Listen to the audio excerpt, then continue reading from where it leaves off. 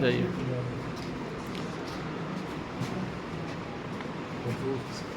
क्या है और क्या आपके साथ हुआ था?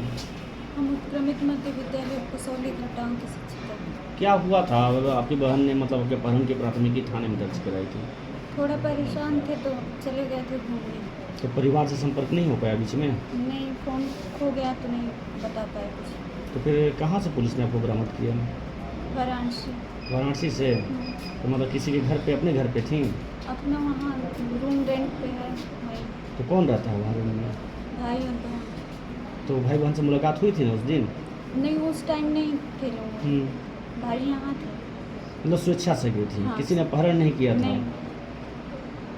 तो पुलिस बरामद करके अभी आप लोग को घर पे भेज रहा है? हाँ। कोई दिक्कत नहीं? नहीं, कोई दिक्कत। क्या नाम है आपका? अनीता। हेलो। गायब होने का मामला प्रकाश में। हाँ, अभी जो हाल में वैकेंसी हुआ है उसी में इनकी नौकरी हुई थी, अक्टूबर में ज्वाइन की थी यहाँ पर। 2 दिन से यहाँ कुदरा में अपना रूम वगैरह लेके रहती थी। तो 23 तारीख को हम लोग को सूचना मिला कि ये मिसिंग है।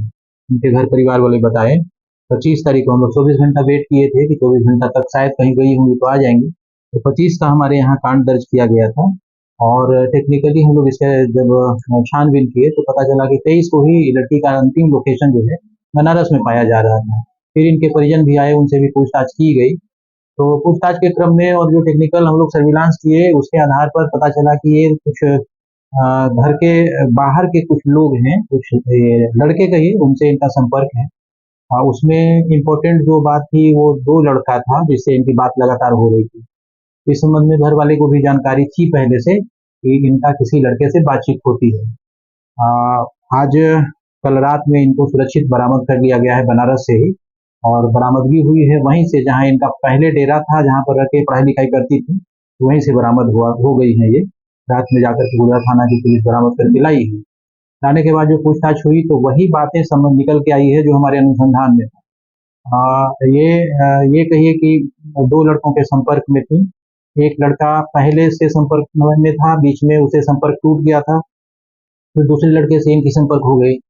और तो इसी बीच में क्या हुआ कि फिर जो दूसरा लड़का था उससे संपर्क खत्म होके फिर पहले वाले से भी बातचीत होने लगा। इस बात की जानकारी जब दूसरे लड़के को हुई तो दूसरा लड़का इनको थोड़ा बहुत ब्लैकमेल एक तरह से करने लगा कि तुम पहले वाले से बात करोगी तो हम सुसाइड कर लेंगे। इस टाइप से इनके ऊपर में प्रेशर डालना शुरू कर दिया। लड़की थी घबरा करके इसी बात को लेकर के यहाँ से चली गई। और एक तरह से कहें कि स्ट्रेस में हो गई और यहाँ से चली गई। और जाने का वजह ये बता रही है कि ये सुसाइड करने की नीयत से यहाँ गई। और जाने के बाद में बनारस जाने के बाद में अपना मोबाइल भी फेंक दी थी कहीं पर। तो हम लोगों को भी संपर्क नहीं हो रहा था। बाद में और पूछताछ के क्रम में फिर तो कुछ जानकारी हम लोगों को मिला तो बरामदगी की गई। 100% ये अपहरण का मामला नहीं है। स्ट्रेस के वजह से स्वेच्छा से अपनी चली गई थी। जाने का वजह यही था कि ये सुसाइड करना चाहती थी। मतलब प्रेमी से हाँ, ब्लैकमेल? हाँ, ब्लैकमेलिंग की वजह से, क्योंकि 2 लड़कों से बात हो रही थी तो दूसरा वाला जो है इनको प्रेशर देने लगा कि पहला वाला से बात मत करो, नहीं तो हम सुसाइड करें। ये डर गई कि अगर दूसरा वाला सुसाइड कर लेगा तो कहीं हम फंस नहीं जाएं, हम परेशानी में नहीं पड़ जाएं। तो इसी उपापों में जो है ये यहाँ से निकल गई थी। 4-5 दिन इधर उधर ये भटकी हैं और पुनः बनारस में इनको बरामद किया। तो क्या किसी प्रेमी के संपर्क में ये थी जब ये बाहर निकली थी? तो यहाँ से निकली थी तो प्रेमी से संपर्क में थी, पहले वाले से। और दूसरा वाला चूंकि बीच में इनको प्रेशर देना शुरू कर दिया था, जानकारी हो गया होगा कि पहले वाले से पुनः ये संपर्क स्थापित हो गया इनका, तो वो प्रेशर दे रहा था। और कुछ दिन पहले हम लोगों ने देखा था कि इसमें सोशल मीडिया में भी काफी पुलिस का ये हो रहा था कि पुलिस एक्टिव नहीं है, पुलिस अपना वर्क नहीं कर रही थी। तो मेरे तरफ से इतना ही कहना चाहेंगे कि पुलिस का काम एक टाइमिंग में होता है और उसका प्रोसेस है।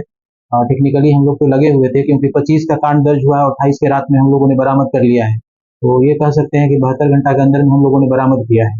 थोड़ा मुश्किल ये हो जाता है कि अब खुद से कोई भागना चाहे, मोबाइल बंद कर दे, संपर्क का स्थापित नहीं करे, या न घर वाले से न किसी से, तो थोड़ा मुश्किल होता है। लेकिन हम कहेंगे कि एक रिकॉर्ड टाइम में इसकी बरामदगी हुई है।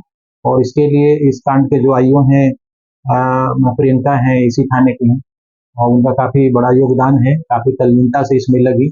और हम लोग कल इस केस का समीक्षा भी किए थे, उसमें एसएचओ और इस केस के जो आईओ हैं इनका काफी महत्वपूर्ण भूमिका है।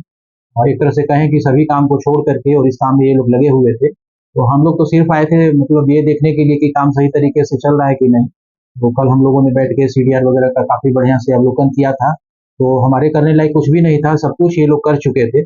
सिर्फ हमारा लास्ट में थोड़ा-सा डायरेक्शन था कि बना भिजा उसको बरामद कर लिया जाए। तो हमारे तरफ से ये कहेंगे कि काफ़ी सराहनीय कार्य जो है इस केस के आईओ और एसएचओ के द्वारा किया गया है। इस बीच परिवार